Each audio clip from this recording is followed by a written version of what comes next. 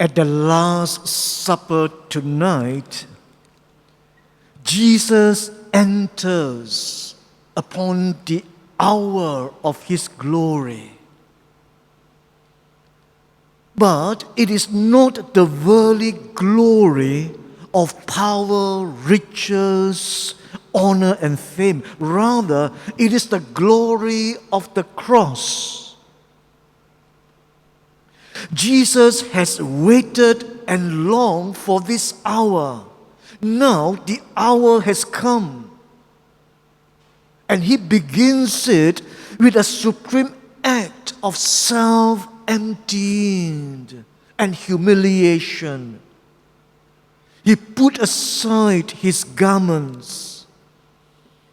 Putting aside His garments has a very rich symbolic meaning. It means He puts aside His royal dignity as the Son of God, and He took the role of a slave in washing the feet of His disciples. And there was something unheard of, that a master should wash the feet of His own disciples. In Jesus' time, feet washing is the job of a servant or a slave. Peter at first resisted. No way. How can I allow my master to wash my feet? But Jesus knew what He wanted. Jesus was manifesting His glory and the glory of His Father in a very radical way. Sisters and brothers, you know how in ancient times God manifested His glory. It is by shining cloud or bright flames of love. You will feel afraid. You won't dare to go near Him, just like what happened to Moses when he encountered God in Mount Sinai. But now, God chooses to manifest His glory in the supreme act of self-emptying, humiliation, and sufferings of His beloved Son.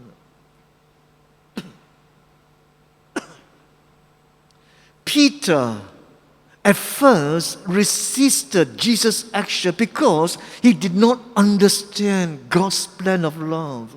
But Jesus made it clear to him that only and only by entering into His self-emptying to the extent of humiliation and suffering would anyone have a part with Him. His true followers must follow His example. If I, the Lord and Master, have washed your feet, then you should wash each other's feet. I have given you an example so that you may copy what I have done to you. That means, sisters and brothers, it is our Christian glory to follow Jesus in His self-emptying, in this loving service of our fellow brothers and sisters to the extent, and this is difficult, to the extent of lowering ourselves, of humiliation. While the worldly glory is that of power, riches, honor, and fame, the Christian glory is totally different. The Christian glory is that of the cross, of humility, humiliation, and suffering, of that self-emptying love. Now, Jesus went further. He instituted the Eucharist at the Last Supper.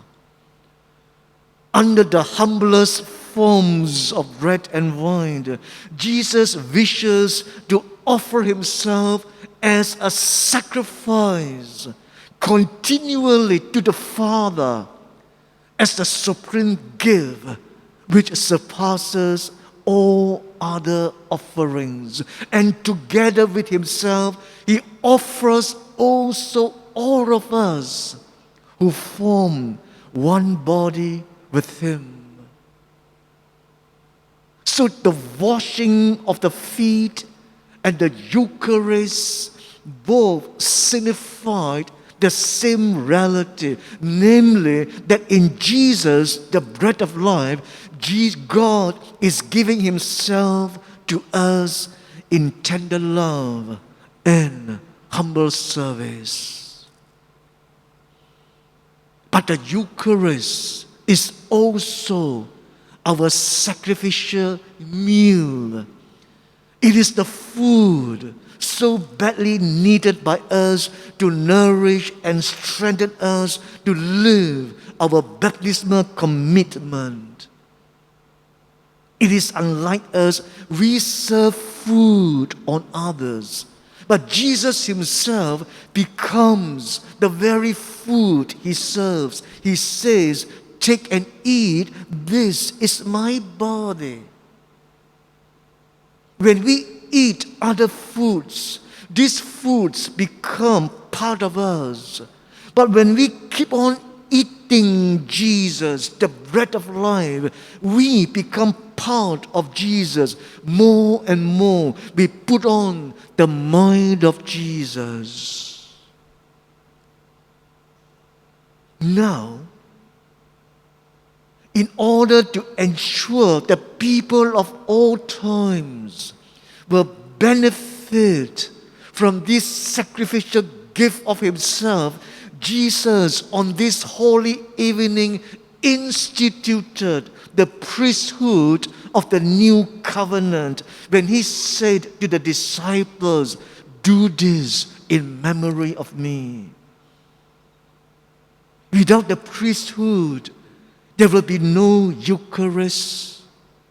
And without the Eucharist, there will be no spiritual food to nourish and sustain us in our spiritual journey on earth. So, all three themes are objects of our profound gratitude this evening.